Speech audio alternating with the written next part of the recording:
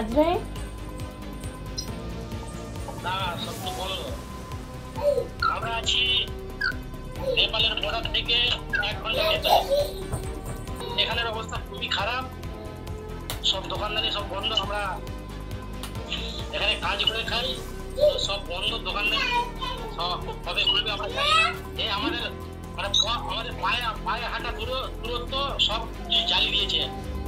আদালত, তারপরে তোমার পুলিশ থানা সব মানে সরকারি যাবতীয় যা জিনিস আছে সব পাবলিকে সব জ্বালিয়ে দিয়েছে। সরকারি যাবতীয় যা জিনিস আছে। হ্যাঁ, আমি সেটার কাজ করি।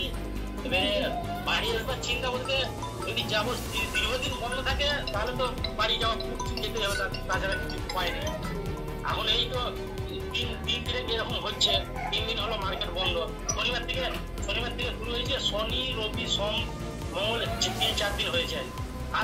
কালকে প্রচুর বড় ঘটনা হয়েছে। কালকে রাস্তায় বেরিয়েছিল, আমি যে ঘরটা বসে আছি, আমার ঘরের পেছনেই রোড আছে, ওই রোডেতে কমসে কম 1,05,000 লোক বেরিয়েছিল। ওই সব কালকে ভাঙচুর করেছে,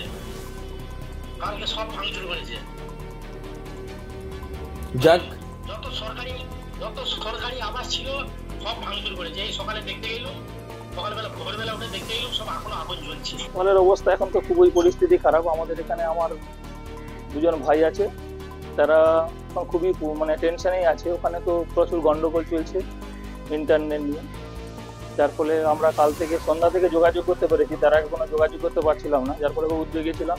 খুব মানুষজন তো মারা যাচ্ছিল, প্রথমে সংবাদে শুনছিলাম, তারপরে ওদের মুখ থেকেই শুনলাম। এখন খুব ভয়ের বিষয় আর কি।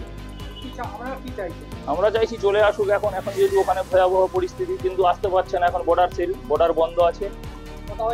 হ্যাঁ, কোথা কালকে সন্ধ্যা থেকে হচ্ছে, তার আগে তো যোগাযোগ করা যাচ্ছিল না 2 দিন। ভাসুর, যা, তার ছেলে, ভাগনা, 7 জন আছে। সোনার কাজ করে। হ্যাঁ, আমরা দুশ্চিন্তায় আছি। এরকম একটা গন্ডগোল হচ্ছে, খবরে দেখতে পাচ্ছি, সব গুলি ছোড়াছড়ি হচ্ছে, বোমা পড়ছে। বাড়ির লোক সবাই খুব টেনশনে আছে। হ্যাঁ, আপাতত হচ্ছে। কাজ টাজ নেই, সব বসে আছে। সেরকম হলে ফিরে আসবে। হ্যাঁ, না, তারা ভালোভাবে থাকুক, তো ফিরে আসুক। যদি সেরকম গন্ডগোল হয় তার জন্য আসবার সুযোগ সুবিধা করে দেয় কোনো গন্ডগোল হলে।